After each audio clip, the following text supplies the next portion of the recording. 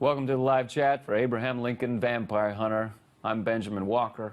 This is Rufus Sewell. Hi. Our director, Timur Bekmambetov. You know, he makes me nervous.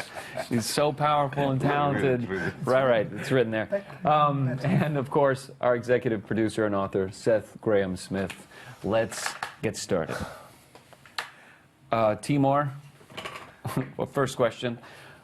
What is it particularly about Abraham Lincoln's life story compared to, let's say, other historical figures that make it ripe for an action vampire spin? He was tall with a It's the hat. big hat and dark suit, and he was very strong man. There was a legend that he could hold the axe as a woodman. He can hold the axe in a stretch hand. In a way, though, he was the first and probably the only true American superhero, right? Sure. I mean, if you think about the things that he did, I mean, you know, we've talked about this. You know, the fact that his story, we've talked about this forever. Timur, his story is like a superhero origin story. You know, he comes from disadvantage. He's surrounded by loss and death, and yet he's so strong and so, you know, determined that he picks himself up and he really trains himself. Yeah, and what was unique that his weapon was his nation. Mm-hmm. Right. And it's very unique superhero. It was not about the jumping from the roof to roof. It was about being with the nation, and nation was his weapon. Mm-hmm. Ben. Yes. So is it difficult as an actor to depict the grandeur of a legend like Abraham Lincoln, whilst also making him credible as a kick-ass, I don't know if it works with that accent, vampire killer? That's an interesting question, Rufus. And it's kind of along the lines of what we've been talking about.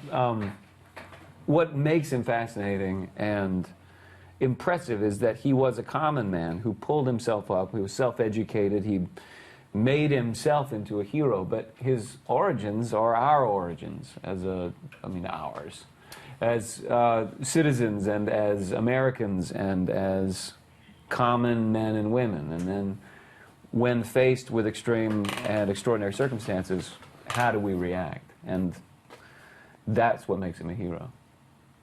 Rufus, what I would like to know, if you could be so kind as to ask Ben, I was curious what kind of research he did for the role. What he said. Yeah. All right.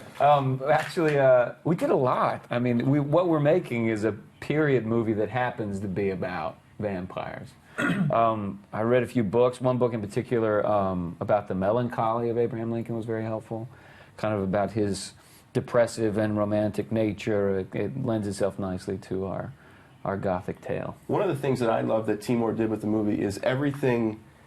I mean, even though the premise of the movie might sound ridiculous, everything within the movie is treated with real care and historical accuracy, from the way things look to the way Lincoln looks and behaves to the timeline of how things actually unfolded.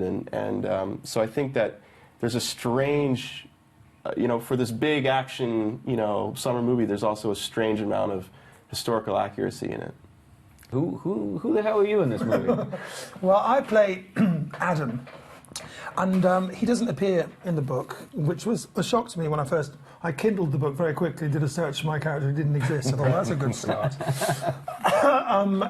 But I see that it was necessary to have a central vampire who represented their aspirations, who was, I mean, I like to think, you know, that he sees himself as the president of the vampires, you know, that he's the counterpart. Because I see him, he comes across very much in the reading as a kind of cigar room deal maker of the vampire world, you know.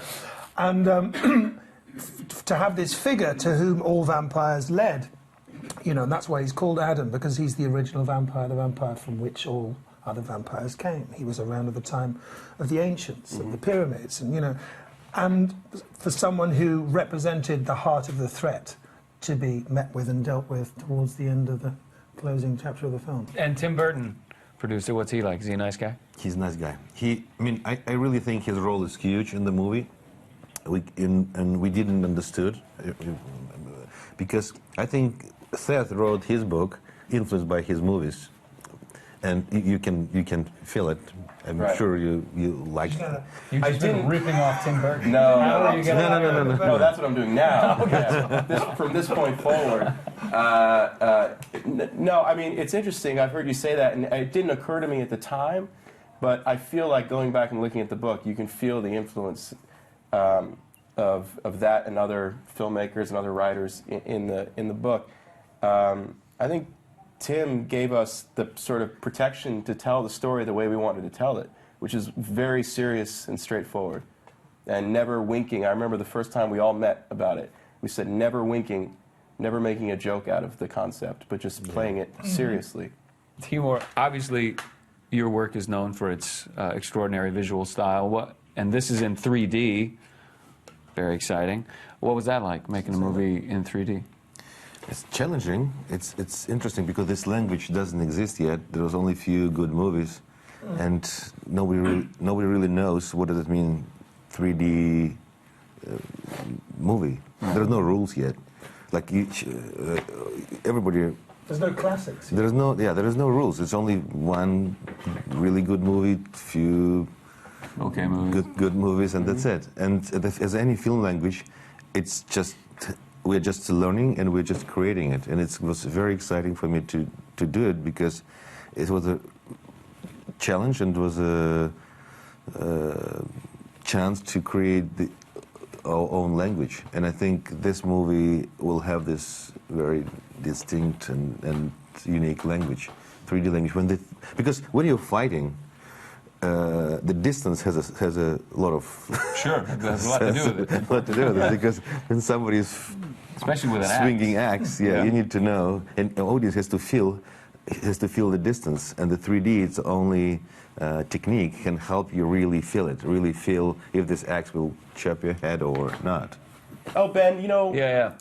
it strikes me out of thin air that you are a gifted comedian. Oh, it must come out of thin air. Out of thin air. I was just thinking Grounded about in how nothing. what a gifted comedian you were. You know, Oh, you like improv. You do some stage shows in New York, and you're a funny fellow. What was it like? Fellow. What was it like, sort of getting into this more serious, more dramatic role?